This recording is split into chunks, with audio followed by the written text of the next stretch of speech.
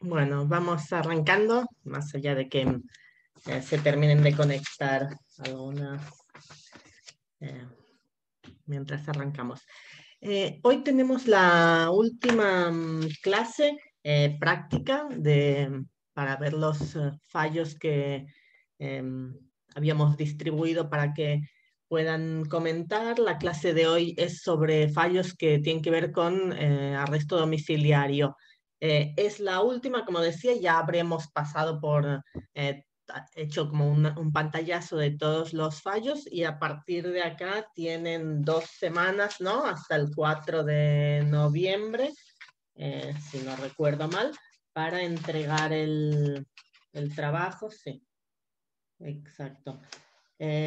A la semana próxima ahí podemos hacer una sesión de resolución de dudas, si es que las tienen, las dudas. De todos modos, la idea, como les habíamos indicado, es que cada una de ustedes se contacte en particular con la docente o el docente que tiene asignado el seguimiento del caso que le tocó. Así que salvo que tengan como alguna duda en particular sobre la estructura del trabajo, lo mejor es resolver como las dudas con el docente o la docente a cargo. Como les fuimos indicando y les dijimos también por mensaje, por mail, eh, es importante que puedan contactarse, buscar esa orientación, si quieren mandar un adelanto del trabajo al docente para que revise, porque en la fecha de presentación, nada, lo presentan y ahí va a ser ya evaluado el trabajo. Si está en condiciones de promocionar, entonces, bueno, ya promocionan la materia, si es que tenían un buen resultado también y les da el promedio en el control de lectura, y bueno, nada, quedan promocionados con la materia y se liberan de la materia. Digo, es mejor para ustedes también. Si el trabajo no está en condiciones, no cumplieron con la consigna, vamos a tener que pedirles que lo rehagan en instancia de recuperatorio. No significa que no vayan a aprobar la materia, pero bueno, lo estiramos todo y tienen menos chances. Digo, y nosotros a lo que aspiramos es que, es que todos puedan promocionar la materia y todos eh, puedan además entender qué es lo que buscamos también cuando les pedimos un comentario a fallo, saber, digo, trabajar bien el tema en particular, pero también saber hacer un comentario al fallo, saber presentar un trabajo académico, que es en lo que también estamos insistiendo mucho, el sistema de citas. Nosotros les habíamos dado unas pautas, una consigna para la realización del trabajo. Es muy importante que cumplan esa consigna. El comentario al fallo no se trata de hacerlo de cualquier modo, sino siguiendo esas pautas, y son pautas muy específicas, ¿no? De cómo hacerlo. La idea es que hagan eso, no se trata de copiar y pegar párrafos del fallo de forma desordenada, sino de irlo exponiendo ordenadamente y también de enmarcar el tema dentro del aprendizaje que hicimos en la materia. Por eso también lo que queremos es que el comentario refleje ese aprendizaje, no solo la lectura del fallo, sino que leyeron la bibliografía del curso, y por eso también les pedimos que haya 5 citas bibliográficas en el trabajo para enmarcar la cuestión, que pueden ser de los textos del curso. Es ideal que haya al menos unas cuantas citas de los textos del curso y también de bibliografía adicional que les pueda indicar la docente, porque el tema es específico y hay algunos trabajos que puedan consultar sobre eso. Pero nos interesa eso, que demuestren tanto la habilidad, la capacidad para hacer un trabajo de tipo académico o no académico, un escrito judicial, un informe, poder hacer una cita bibliográfica correcta. Eso digo, en la vida profesional, si se van a dedicar a la abogacía o van a trabajar en cualquier tipo de organismo, les van a pedir informes y necesitan poder citar adecuadamente.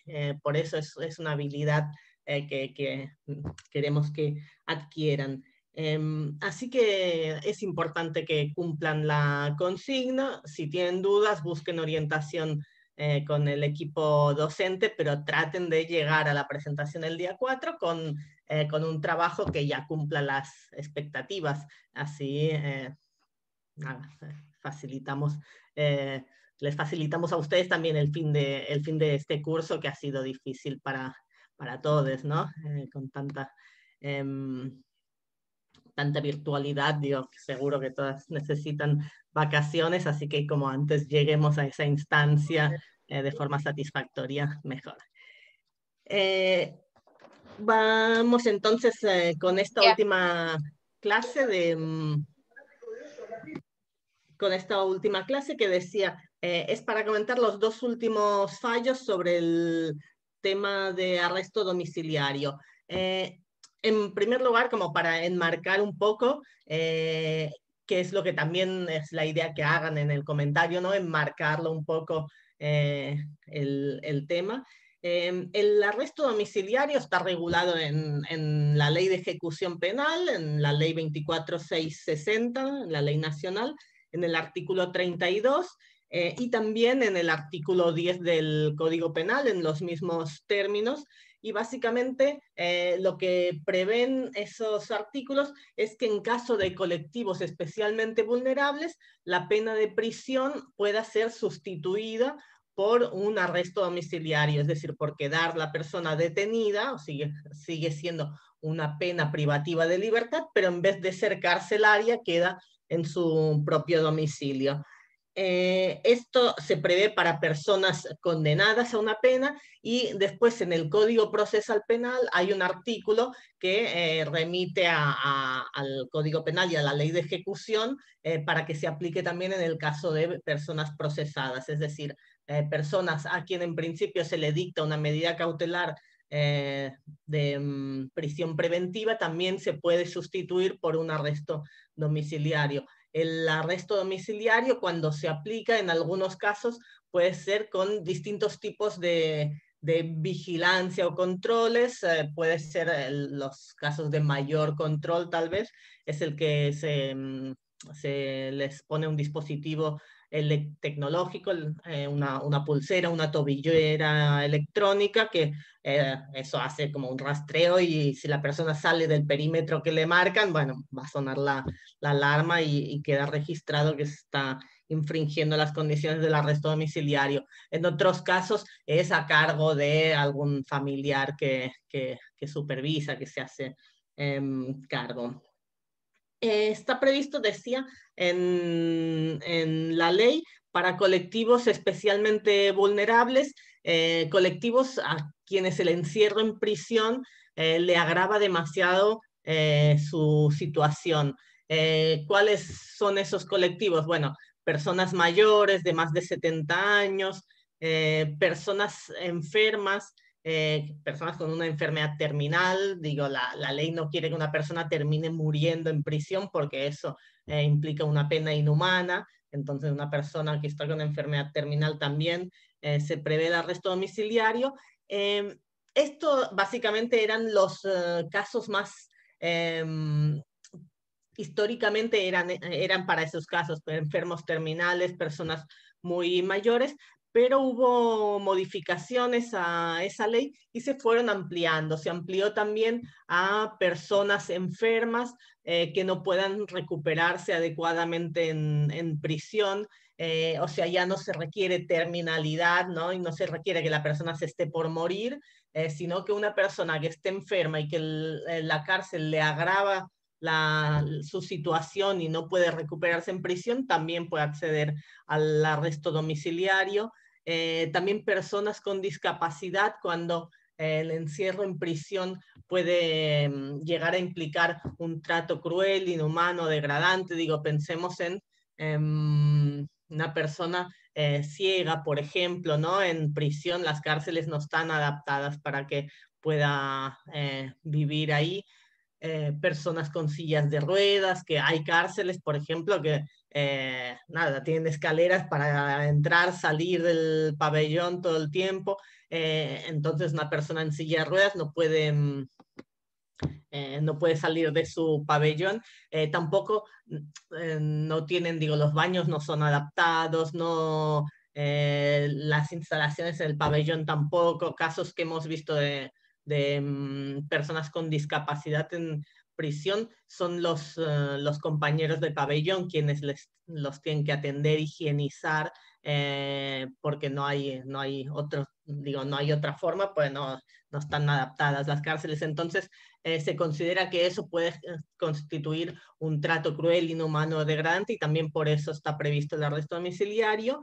Y también se agregó a partir de una reforma que se hizo en el año 2008 a las mujeres embarazadas o madres de hijos de hasta 5 años de edad.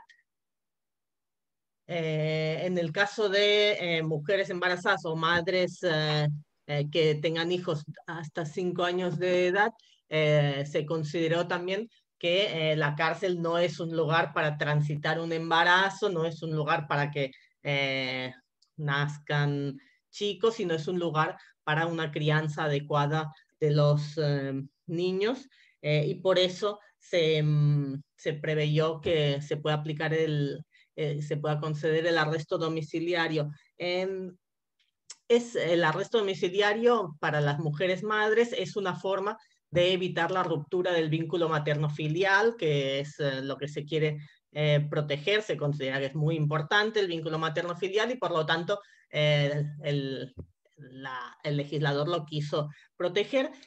Hay dos previsiones para resguardar ese vínculo materno-filial cuando la madre entra en conflicto con la ley penal. Uno es el arresto domiciliario, que como digo se introduce en el año 2008 en la legislación argentina, y la otra posibilidad es que las madres tengan a sus hijos con ellas en prisión hasta los 4 años de edad, que eso ya estaba previsto en la ley de ejecución y ya se venía aplicando. Sin embargo, hay consenso en que la cárcel no es un lugar adecuado para la crianza de los chicos.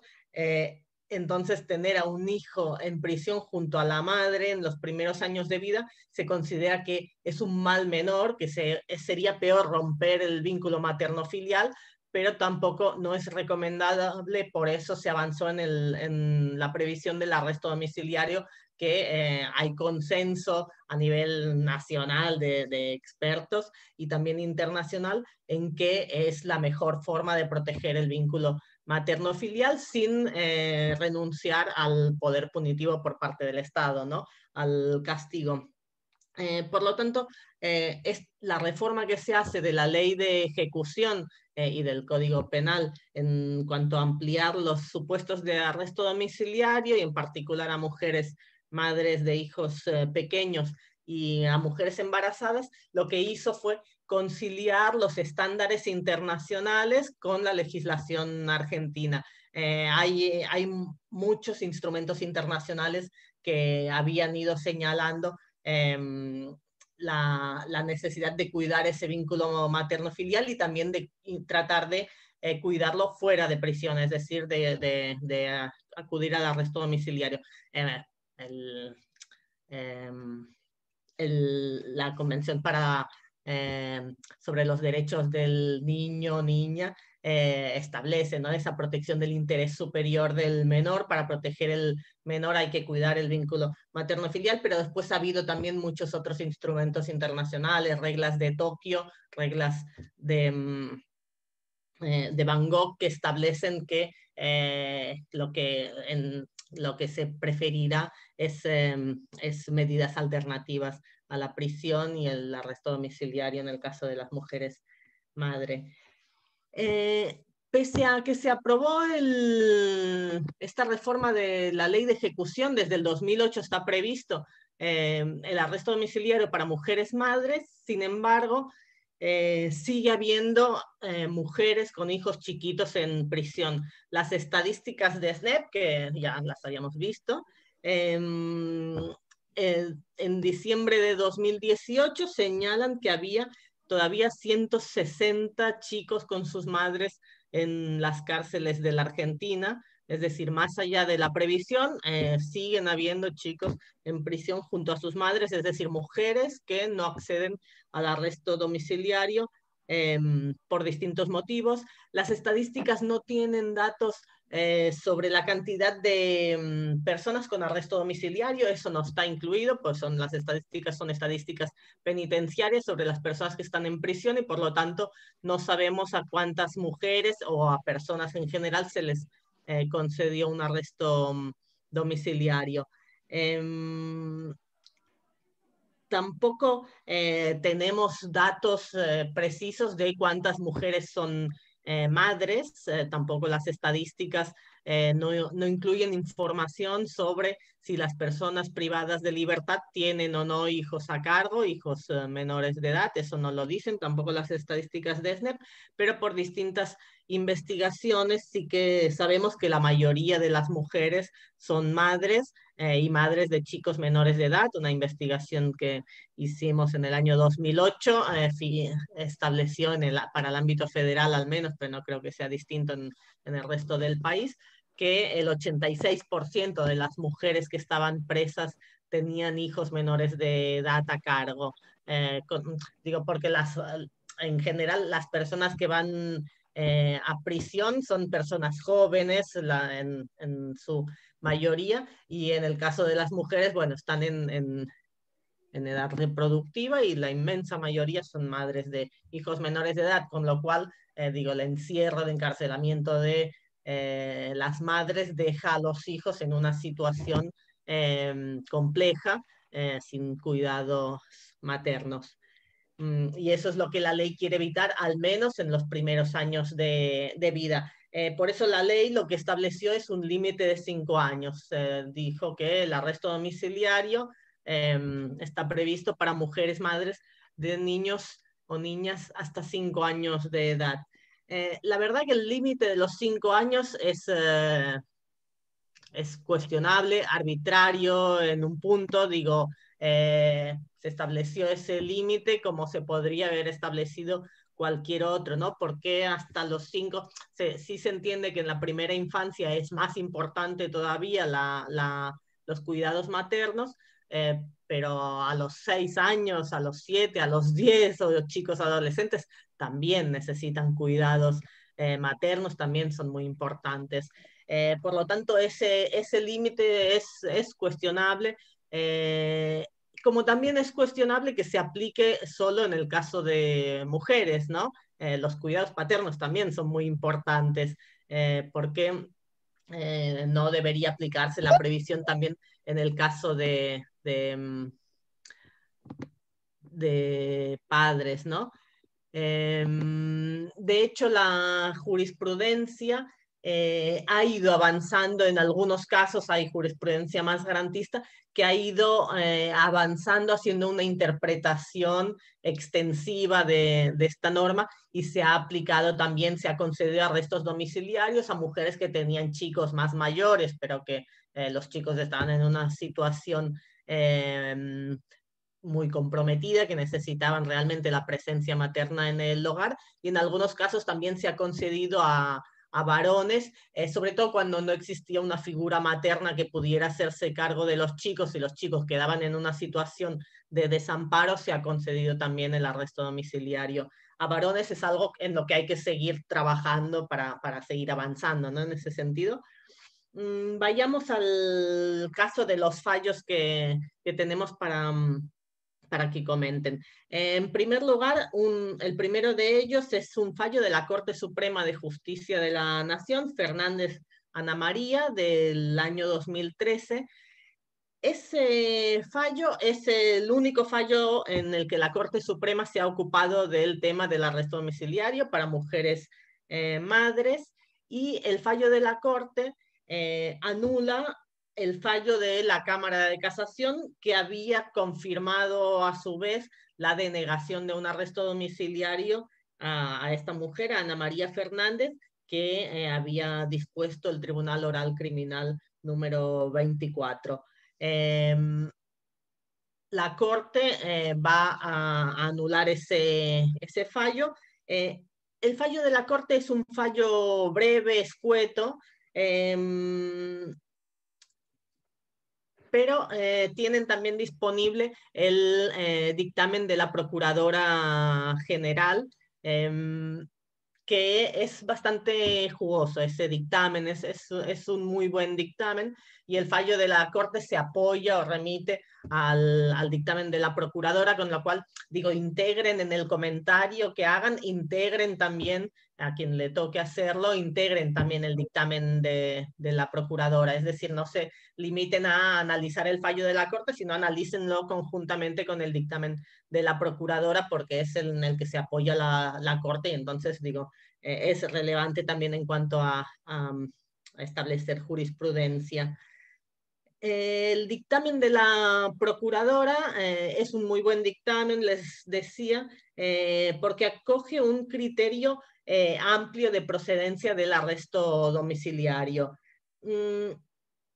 Si leen el fallo, verán que la Cámara Federal de Casación Penal había denegado o había sostenido la denegación del arresto domiciliario a Ana María Fernández, argumentando que el niño no se encontraba en una situación de desamparo, ¿no?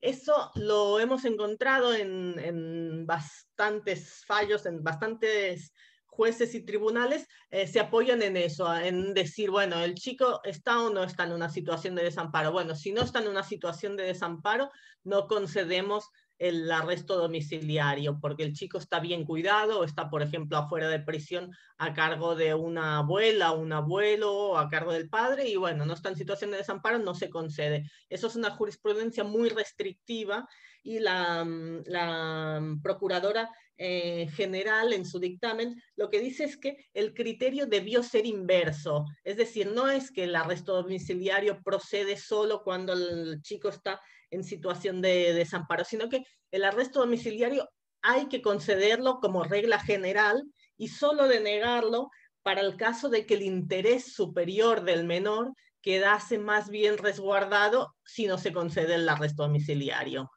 Es decir, la Procuradora dice, la regla general, interpretando la ley argentina, este artículo 32 de la Ley de Ejecución y 10 del Código Penal, interpretando ese artículo conforme al bloque de constitucionalidad federal en el que se integran los tratados internacionales, la Convención de los Derechos del Niño, lo que nos indica es que hay que conceder el arresto domiciliario salvo que el interés superior del menor quede mejor resguardado si no se concede. ¿En qué casos, digo, podemos decir que tal vez quedaría mejor resguardado? Bueno, que la madre ejerciese malos tratos tal vez sobre el menor, que el menor realmente está bien cuidado a cargo de abuelos, que la madre fuese como muy disruptiva en el hogar, digo, pero todo eso habría que justificarlo mucho para no conceder el arresto domiciliario, porque la regla general lo que establecen los tratados internacionales es que hay que preservar el vínculo materno-filial y que el interés, y hay que proteger el interés superior del menor. Y para eso hay que presumir que el arresto domiciliario es la mejor forma. Esa es la posición de la Procuración General. Por lo tanto, digo, no hay que buscar lo que indica la Procuradora General y lo que, digo, dispone la Corte al final, ¿no? Cuando con el fallo de la Corte lo que se dispone es que no hay que buscar que el chico esté no hay que ir a chequear que el niño esté en situación de desamparo para conceder el arresto domiciliario, sino que el criterio tiene que ser amplio, concederlo como regla general. Y ahí el tema de si el chico o chica está en situación de desamparo, sí que en otra jurisprudencia lo hemos visto más para ampliar los límites legales. Es decir, la regla general cuando tenemos una madre en conflicto con la ley penal, que sea madre de un niño o niña de hasta 5 años de edad, es conceder el arresto domiciliario.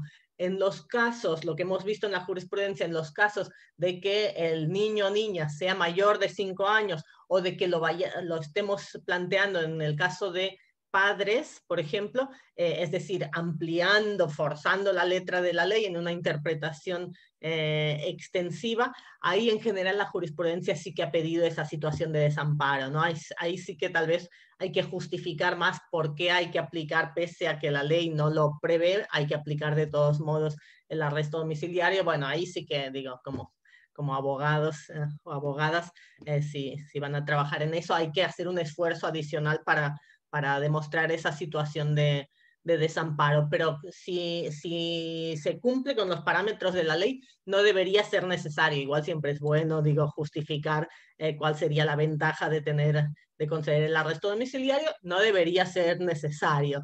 Hagámoslo igual si trabajamos en eso.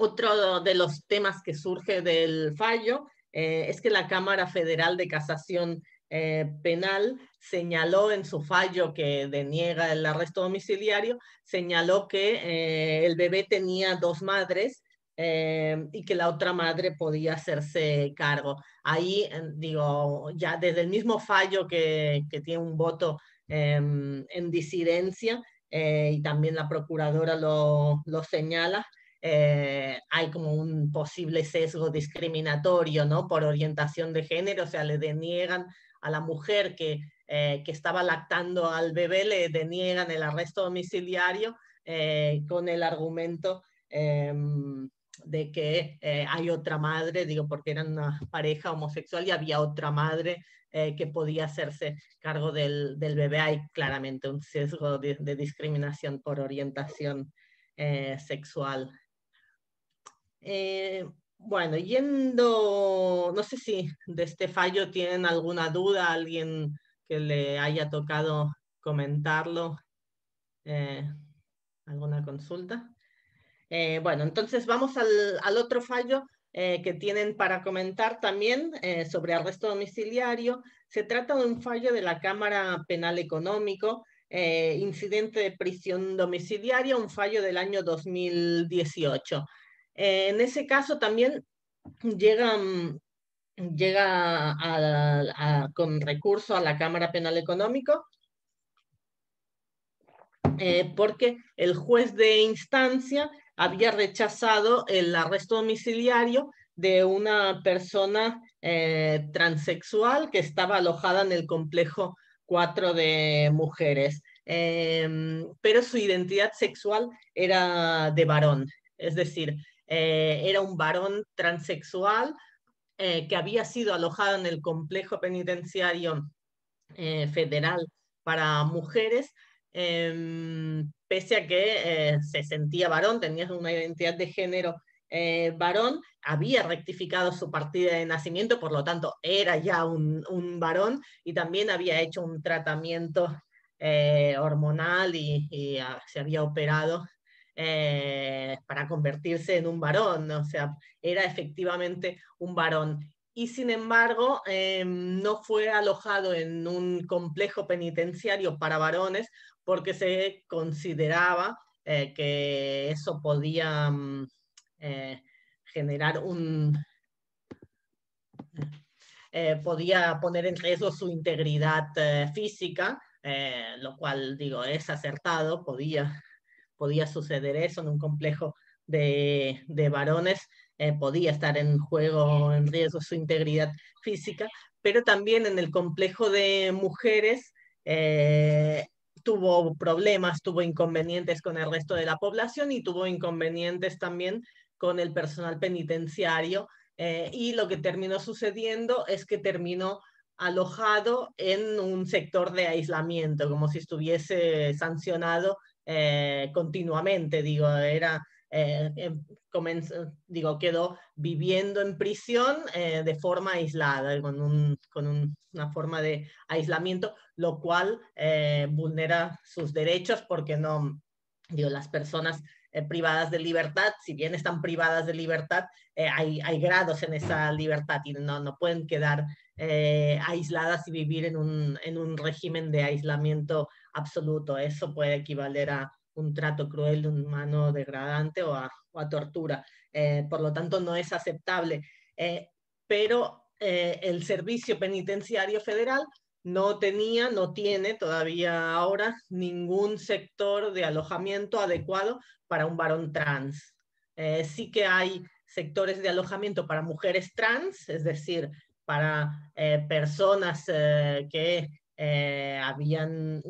han realizado el cambio de sexo y han pasado a ser mujeres.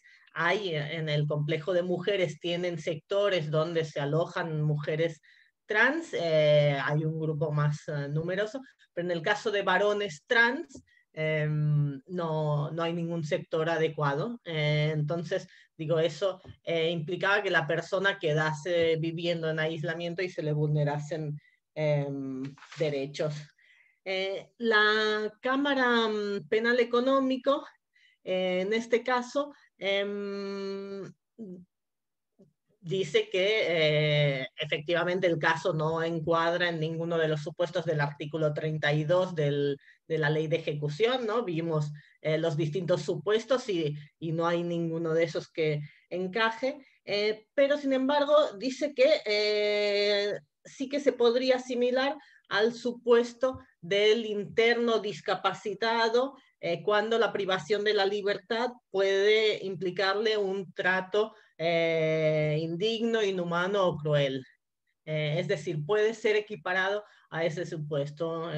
Persona discapacitada, si la privación de la libertad puede constituir un trato cruel. La Cámara dice que obviamente una persona trans no es una persona discapacitada, digo, la asimilación no viene por ahí, sino que viene por el hecho de que la estancia en prisión puede constituir un trato cruel. Y dice que someter a una persona a una situación en la que no se respete su identidad de género puede implicar efectivamente un trato inhumano. Y el hecho de que el servicio penitenciario no disponga de un sector donde pueda ser alojado un varón trans, hace que la persona termine alojada o en un establecimiento para mujeres o en un establecimiento para varones, pero sin que haya un cuidado especial por el hecho de ser varón trans, que podría ser sometido a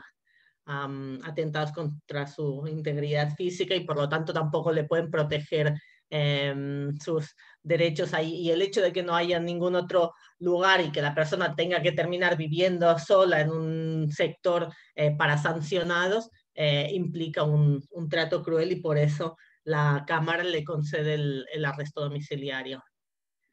Me parece que es un fallo que abre como una vía interesante, digo. Lo vimos también en algún otro, hay fallos también que habían aplicado el arresto domiciliario en situaciones en que una persona no le podían resguardar los derechos en prisión y me parece que en este caso, que es por un tema de identidad de género, es como muy relevante, es un avance jurisprudencial que me parece que hay que extenderlo y citarlo como precedente. No sé si tienen cuestiones, preguntas, dudas.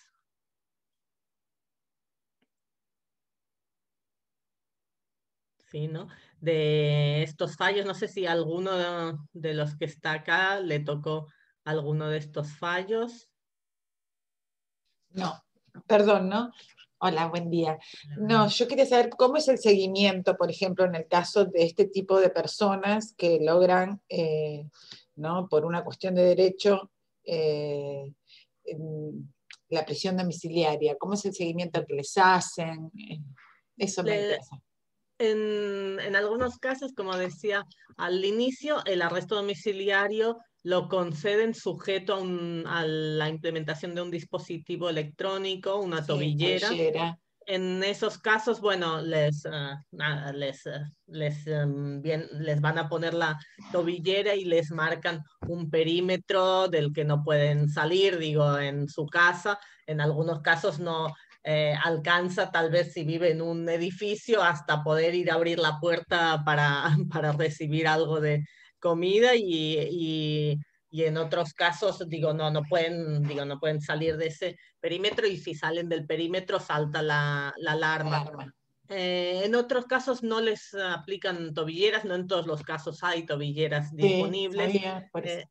Muchas veces no es ni muy razonable en los casos en que se aplica o no, digo yo por lo que he ido viendo, porque teóricamente me parece que sería razonable que la tobillera se aplicase en los casos más graves, tal vez, ¿no? De delitos más graves o Mayores. donde hay mayor riesgo de fuga, y sin embargo hemos visto que aplican la tobillera de forma muy arbitraria, digo, dependiendo del juez. El juez dispone que se aplique tobillera y bueno, se aplica tobillera a cualquier delito, un delito menor por drogas, un delito de hurto, y el juez dispuso tobillera y va con tobillera, y después tal vez hay casos más graves y no hay tobilleras disponibles y hay que conceder el arresto sin tobillera, o no se le concede el arresto porque está a la espera de la tobillera. Digo, no hay mucho No hay un criterio con eso, criterio, no hay un criterio lamentablemente. lógico. Exacto. Y en otros casos no se dispone con tobillera necesariamente, y es nada, la persona lo tiene que cumplir y tiene ahí, de esto, ¿cómo se llama? Trabajadores sociales que van una vez por mes a hacer una visita para verificar que se esté cumpliendo el arresto domiciliario. Digo, y si van y no encuentran a la persona en su domicilio, pues no avisan antes. Si van y no encuentran a la persona en su domicilio, lo reportan al juzgado que la persona estaba infringiendo el arresto domiciliario. Y en caso de que se infrinja un arresto domiciliario, la ley establece si se infringe, se puede revocar el arresto. La persona que está con arresto domiciliario puede solicitar algunos permisos. Muchas veces no lo saben, pues tampoco no se les informa del todo. Digo, estamos hablando en el caso concreto del primer fallo, por ejemplo, Sí. mujeres que están a cargo de chicos pequeños, ¿no? Pueden tener una emergencia médica.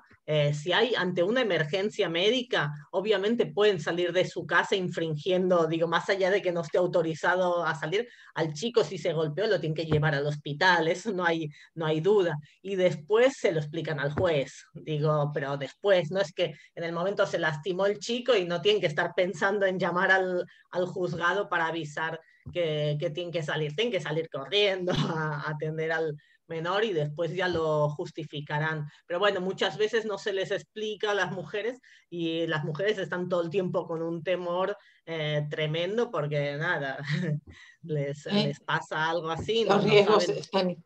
Exacto. Y después también, digo, tienen la posibilidad de pedir algún permiso específico para llevar eso al chico a un control médico, pero si es un control médico programado, ahí sí tienen que pedir antes la autorización para salir tal día, y después, bueno, con el certificado médico de que Justificar. fueron al médico, se acredita ante el juzgado. De todos modos, es muy complejo. El tema del arresto domiciliario, si bien es algo muy positivo, digo, porque a diferencia de estar en prisión, digo, la persona está en su domicilio, hay muy poca asistencia por parte del Estado, digo, a Eso las iba a personas. preguntar, pues, por ejemplo, el sustento de alimentos, medicación que requiera, porque a veces una persona con arresto domiciliario puede padecer alguna enfermedad crónica, todo ese tipo de elementos que hacen a la condición humana para una mejor calidad de vida. En un estado de prisión la provee, suponte enfermería, cuidado, pero en un arresto domiciliario, ¿cómo se llega a todos esos recursos? Efectivamente, es un problema, y es uno de los problemas que más se marcan, la ausencia del acompañamiento estatal, porque además, digo, estamos hablando por lo general de núcleos familiares vulnerables, ¿no? Porque sabemos que las personas Claro, que claro. terminan en prisión o atrapadas por el sistema penal son sectores sociales más vulnerables. El Estado no presta asistencia, con lo cual, digo, recargamos a familias vulnerables, porque digo, el mismo domicilio lo tiene que prestar la familia, ¿no? Primero hay que contar con una familia que pueda brindar un domicilio. Un domicilio y que además pueda brindar, hacerse cargo de la mujer con una criatura. Digo, hay que alimentar a esa mujer y a esa criatura. La mujer no puede salir a trabajar, como mucho podrá colaborar en tareas del hogar o hacer algún tipo de trabajo desde el hogar, coser alguna, digo, pero no puede salir a trabajar afuera ni ganarse su sustento, así que tiene que tener un núcleo familiar que la sostenga, que lleve al chico al colegio, que lleve digo, a jugar al fútbol, que lo saque a pasear al chico que necesita salir del domicilio. Digo, es una carga importante para los núcleos familiares, y no está solucionado, digo. No, por eso, sí, es como que el problema no termina nada más en el arresto domiciliario, ahí empieza un nuevo problema. Exactamente, ahí debería a nivel contención y a nivel problemática familiar, porque en realidad sabemos que que mucha gente de este contexto, ¿no? Son de un contexto muy vulnerable, un contexto económico con muchas carencias socioeconómico. Entonces, agrava, me parece que por un lado resolvemos algo, pero en realidad no está resuelto, ¿no? La parte humana, a eso me refiero. Exacto. Sí, ahí uno de los temas en los que habría que avanzar es en que se aplique también como la progresividad, cuando están en arresto domiciliario y a mitad de la condena, por ejemplo, puedan acceder a regímenes como la semilibertad, que implica habilitar a la persona a salir a trabajar durante el día a algún lugar, digo, porque si no, realmente estamos recargando mucho a núcleos familiares que son que muy no pueden ya ni con ellos.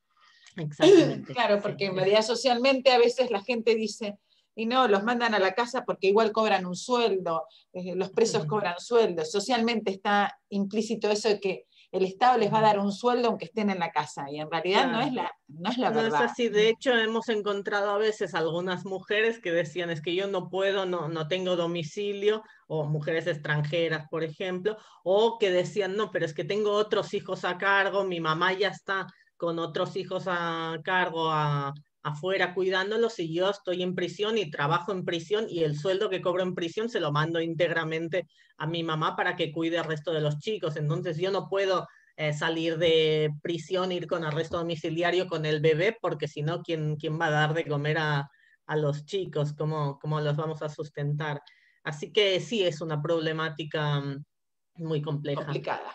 Sí, es un avance el arresto, pero se necesita más apoyo del Estado. Se necesita más apoyo, qué sé yo. Sí.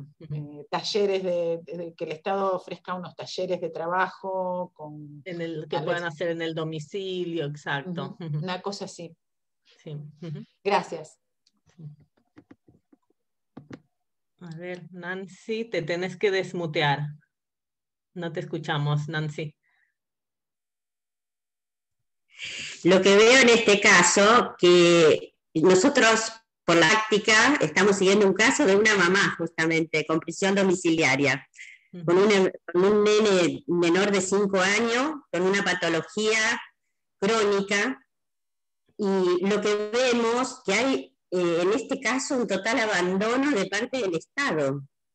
No tienen un control, no ejercen, es una mamá totalmente en una situación súper vulnerable, y digo, el seguimiento del Estado para ese chico, para esos chicos, para ella, en las situaciones que está, la verdad que da tristeza, impotencia.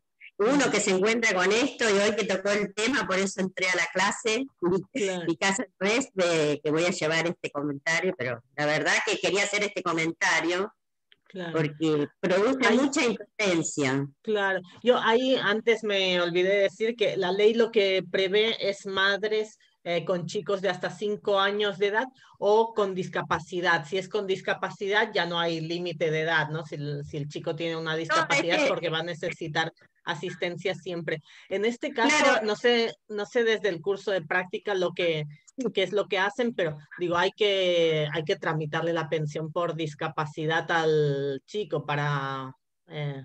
No, pero este chico empezó con la mamá, con la prisión domiciliaria, empezó con el problema, con la patología de una epilepsia, que la madre desconocía. empezaba a sufrir como ataques, o así como unas cosas. Y ella pensaba que, como el nene no sufría esas cosas, pensaba, pero no sabe lo que fue poder lograr que la madre acuda al médico. Claro. Los permisos y todo eso. Por los permisos, justamente, por el acompañamiento, para hacerle los estudios. Y hasta ahora, y la madre ya tendría que haber tenido su libertad asistida a partir del 1 de agosto. Miren qué mes estamos y todavía no se piden. Sí, eso es tremendo, digo, la poca sensibilidad de la justicia en muchos casos, Claro. ¿no? Porque, digo, sobre todo en esos casos, bueno, ya está, concede ya la libertad asistida y deja que tenga más libertad de movimientos la mujer, ¿no? Y aparte hay 2 menores en una situación, porque el nene de este que le habla tiene 4 años y el nene mayor 7, una mamá sola en casa de una tía mayor, más no se puede pedir, pero claro. no se puede. El patronato deliberado la última vez que lo asistió fue en marzo. Claro, porque suspendieron las visitas, supongo, y entonces... Así que la verdad que el Estado en eso, la verdad que falta un acompañamiento, un seguimiento. Exacto, sí, así es. Bueno, ¿algún otro comentario, cuestión? Una consulta. Recién mencionó que había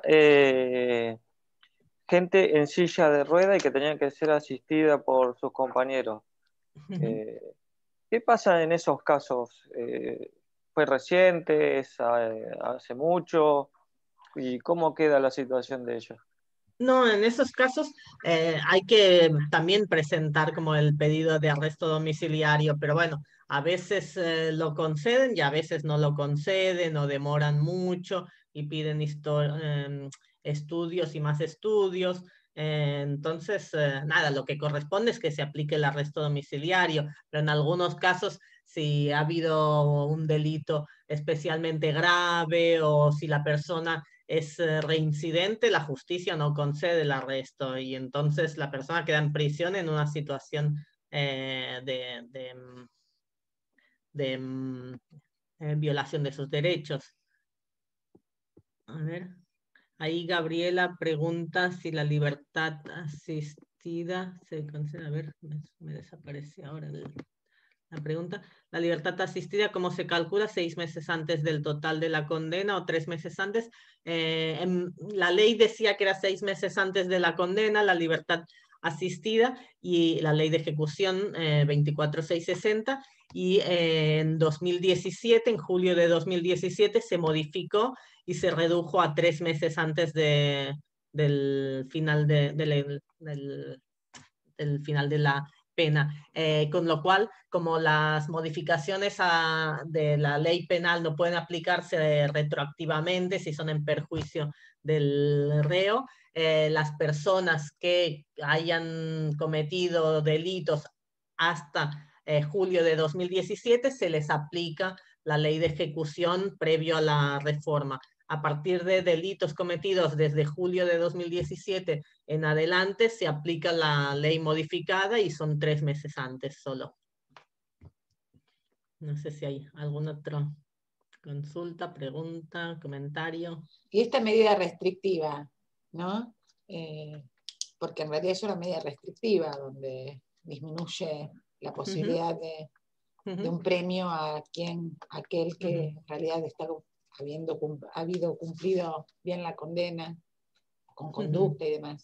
¿A qué se debió? ¿Políticamente? Siempre. Sí, fue una reforma que fue regresiva de la ley de ejecución, que fue como los discursos políticos fueron no puede ser que entren por una puerta, salgan por la otra, hay que restringir las libertades anticipadas, y fue toda una modificación que restringió todas las libertades anticipadas, el régimen de progresividad, que es digo, es una modificación muy, muy negativa en realidad, porque Claro. lo que hace es que para un montón de delitos directamente no se puede acceder ni a salidas transitorias ni a libertad condicional, y son un montón de delitos. Antes eran los más graves de todos, eso ya se había reformado con las leyes Bloomberg en 2003, y en 2017 lo que se hace es extenderlo a muchos más delitos, incluyendo los de drogas, incluyen el narcotráfico, como dicen, que sabemos que al final son pequeños, digo, las personas condenadas por drogas son el último eslabón de la cadena. Bueno, a todas esas personas tampoco se les aplica la progresividad, tampoco van a poder salir con salidas transitorias o libertad condicional, y van a tener que cumplir toda la pena. Eso es muy perjudicial, porque finalmente cuando salen, incluso salen sin ningún tipo de acompañamiento, ni del patronato de liberados, porque ya la persona extinguió la pena, con lo cual ya no hay seguimiento posible. Así que tampoco, no digo, esto que dicen es para combatir la inseguridad, combatir el delito. Al final lo que resulta es que no brinda mayor seguridad, sino todo lo contrario, porque estás abocando a la calle a personas que no han tenido un seguimiento en su regreso al medio libre. Claro, Pero claro, bueno, sí, sí. lamentablemente es así.